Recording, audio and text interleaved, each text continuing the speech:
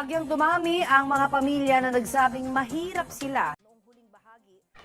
Hindi nga ba nabibili ng pera ang kasiyahan o hindi tayo nagiging masaya kung walang pera?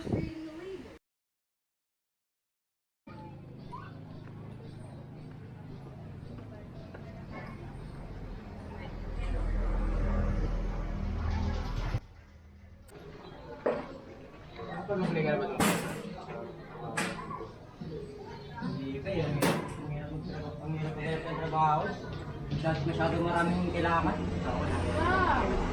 Ah! Iinom na naman kayo? Saan nyo na naman nakuha yung pang ano nyo dyan? Eh, bakit ba? Tipid na nga tayo eh. Hey, tigil mo ako. Dala na tay. Kanina ka pa inaantay ni nanay doon panigurado. Ayaw mo yung nanay mo dun.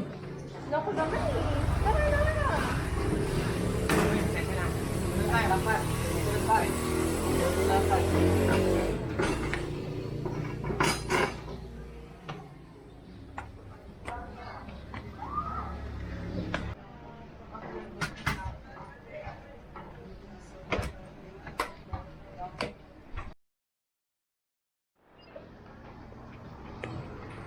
Tao po.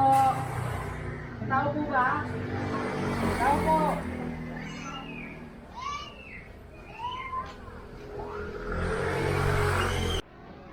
Juice niyo po sa oriente. Okay na po. Ano na po? Napakadami naman nito. Pilates na naman to.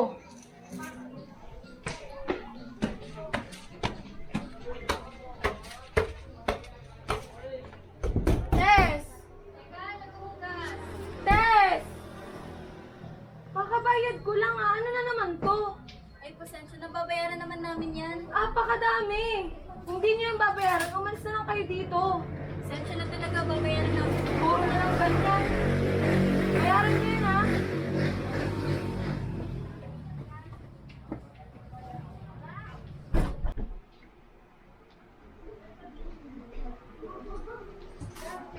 Yung bill natin, oh. Kita mo ba yung bill natin? Kita mo ba yan? Kahapon pa ito binigay ng may-ari. Naman yan. Nakita mo ba yung bill natin? Nakikita mo ba lahat? Ano ulam? Ano ulam? Walang ulam. Wala kang binibigay pangluto ng ulam eh. Tapos ngayon mag-aarap ka ng Wala mo ari sinasabi. mo. Wala mo sinasabi. Huwag yan. Ang ulam dun. Ano to? Ulam na ako. Ano to? Pera? Ano ba yan? Oo, alam kong pera to. Huwag mong tinatanong tayo. Ano gagawin ko dito? Ito lang? Eh, ano gagawin ko? Yan ang pera ko eh. Oh, ang wallet ko. Yan tayo eh. Pagdating sa pagkain, pagbayad ng bill, wala kang mabigay. Kulang pa.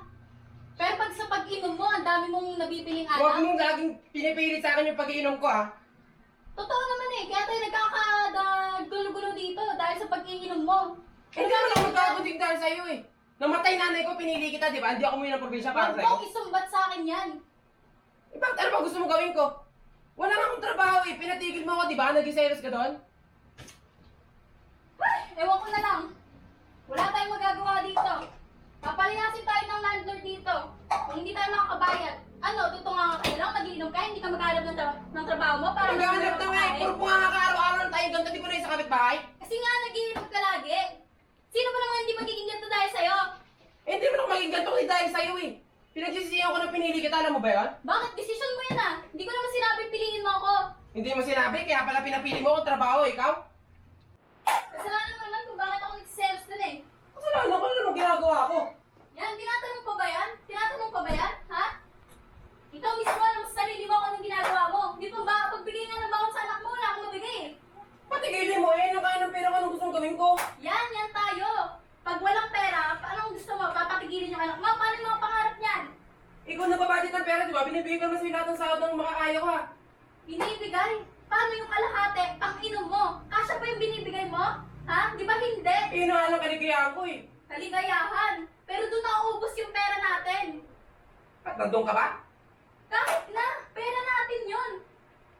Marami tayong dapat paggastusan. Ang dami Hindi lang mong yung sinasabi, pag-inom mo. tingnan mo yung bunganga mo na yun. Narindi-rindi na ako sa'yo, araw-araw Huwag na mo lang akong ganito. pagsasabihan ng ganyan ha. Huwag mo akong pagsasabihan ng ganyan. May binasa ka. Tay! Sige! Tuloy mo! Ituloy mo! Ituloy mo! Yung tatay mo lang kayo mo! Di ba kayo nahihiya sa akin? Yung tatay mo sisihin mo! Asawa na!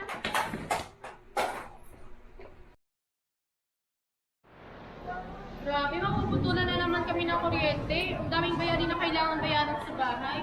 Ha? Pwede ba lang maputulan ng kuryente ang house? Sa amin kasi, we have generator and solar panel. Kaya we're not napuputulan ng electricity eh. Sorry wala kasi kaming ganyan. Mga may hirap lang kasi nakakaranas sa putulan eh. Mga mayayaman kasi kayo. Hoy, dapat inaalam mo ng financial status nila Mia bago ka magsalita ng gano'n. Sa pag-uwi ni Mia, namulat ang kanyang mga mata sa mga pribilehiyo na mayroon ang mga mayayaman na hindi kaya makamit ng mga mahihirap. Makalipas ang ilang taon, sa pagtungtong sa huling taon ng kolehiyo ni Mia, ipinagsabay niya ang pag-aaral at pagtatrabaho upang matustusan ang gastusin sa kanyang pag-aaral. Ma? Dito na po ako. Dito na pala. Ay, ma. May na-recommend para sa akin yung kaklase ko online. Baka po makatulong sa atin. Ano ba yan?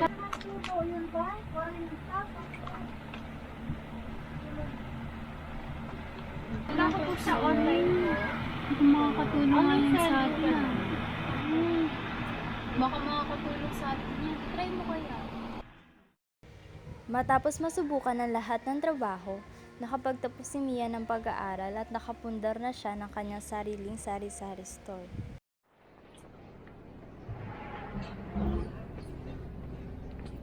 Nabili po. Ang gusto mo? Bikat. Gusto nga pong bikat, pati po biyak. Mia, may nabili. Ikaw muna doon. Wait lang po. Ano po yan? Bikat po, isa pas po isang biyak.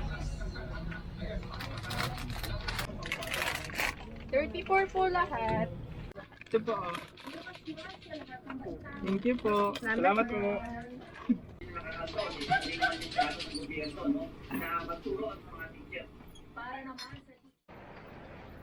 Nabili po. Ano y- Tay? Bakit ka po nandito? Paano niyo po nalaman na nandito kami? Gagawin ko lahat para sa inyo. Umanap lang kayo. Nagtanong-tanong ako sa mga tiyo mo. Napagalaman ko, nandito lang pala kayo. Nay! Nay! Ibang... Tawag yung tawag.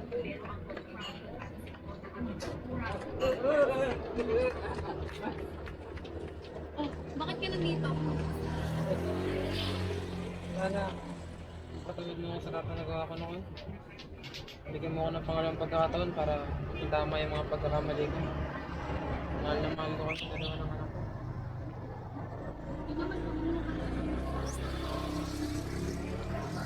Ito, kahit pa paano, nakapagtayo na ako ng sariling talyer. May mga trabahador na rin, kahit pa paano. Sama-sama na tayong muli.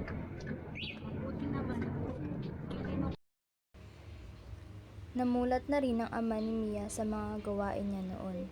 Napag-alaman niyang hindi makatutulong ang araw-araw niyang pag-inom at napagdesisyonan ng magsikap at kumayod para sa kanyang pamilya.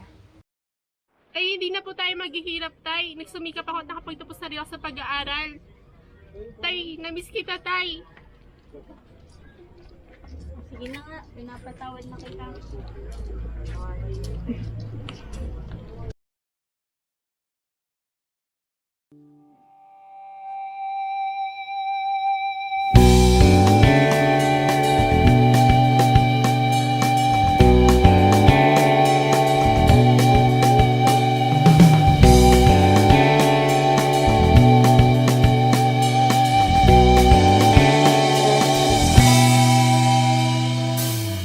Toto'y bilisan mong takbo.